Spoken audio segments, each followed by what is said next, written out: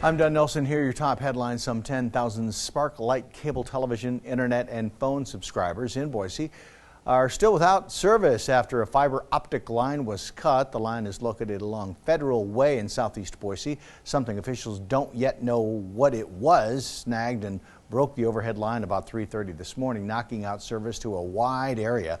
Repair crews got on the scene quickly and started the very intricate process of putting the line back together. Sparklight officials tell 6 on Your Side service is expected to be restored by 5 o'clock tonight.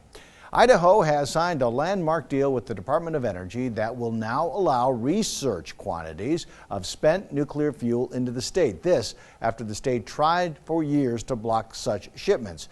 Former Idaho Governor Cecil Landers and later Governor Phil Batt spent decades trying to prevent nuclear waste shipments from coming into the state. They said they didn't want Idaho becoming a nuclear dumping ground, but the agreement signed this week says the feds can send spent fuel to the National Nuclear Lab in eastern Idaho, but under certain conditions. Officials say Idaho benefits because the deal first requires removal of other nuclear waste from the INL. Idaho's congressional delegation praised the agreement, saying the INL will now be able to conduct critical nuclear research and remain a world leader on nuclear energy. Although state Democratic leaders say they're cautiously optimistic about the agreement, they also said, quote, "If history is our guide, we must remain highly skeptical." The waiver requires the Energy Department to first prove it can process and remove radioactive liquid waste stored above the aquifer that supplies water to nearby farms and cities. Now, Chief Meteorologist Scott Dorval with the On Your Side forecast.